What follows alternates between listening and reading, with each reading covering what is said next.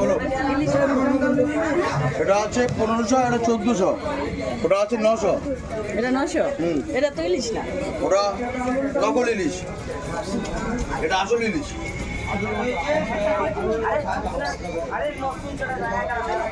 Kilo 700। দেখলে তো বন্ধুরা, নকল ইলিশ আর আসল ইলিশ। হে বন্ধুরা, কেমন আছে সবাই?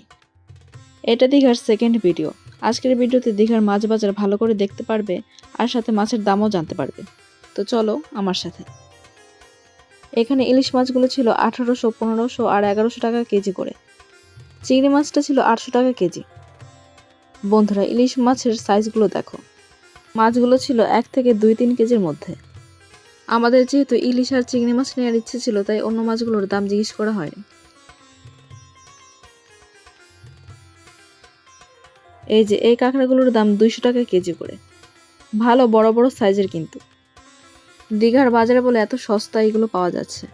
এমনি যদি তুমি কিনে খেতে যাও তাহলে কিন্তু অনেক দাম।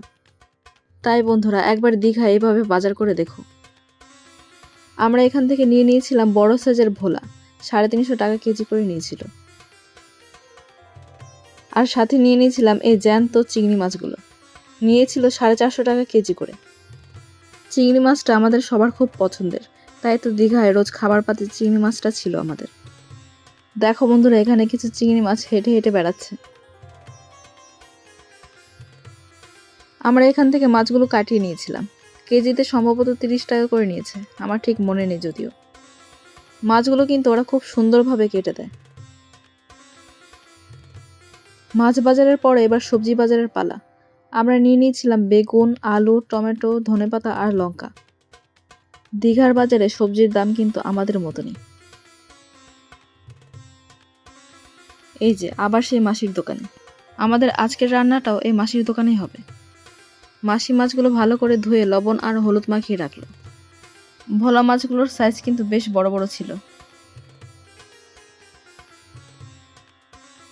এইদিকে মা সবজিগুলো কেটে নিচ্ছিল।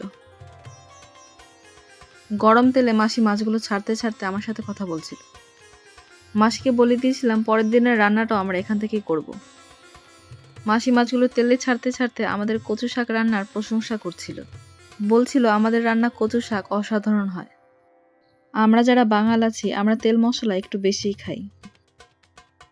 দুঃখের বিষয়, এই ভোলা মাছ রান্নার ভিডিওটা আমার রেকর্ড করা হয়নি। চিংড়ি মাছগুলো আগেই ভেজে রাখা হয়েছিল, এখন বাকি রান্না। মাছগুলো সে মাসি ভেজে দিয়েছিল ঠিকই, কিন্তু রান্নাটা কিন্তু আমার মাই করছে।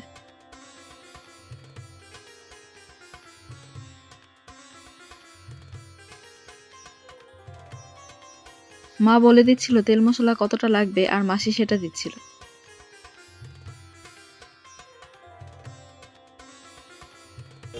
না না, কেন চাপ হবে? বিকেল ছটা বন্ধ হয়। আবার 4টার দিকেও বেরোবে।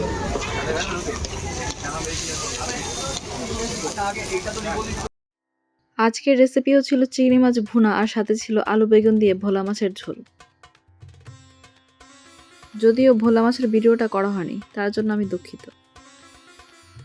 বন্ধুরা, এই ভিডিওটা যদি তোমাদের ভালো লেগে থাকে তাহলে লাইক, কমেন্ট, সাবস্ক্রাইব করে আমার পাশে থেকো এরকম আরও ভিডিও দেখার জন্য।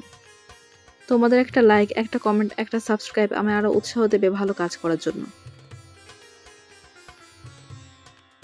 বন্ধুরা, রেসিপিটা কেমন লাগলো? ভিডিওটা এতদূর দেখার জন্য সবাইকে ধন্যবাদ। আশা করি ভিডিওটা তোমাদের ভালো লেগেছে।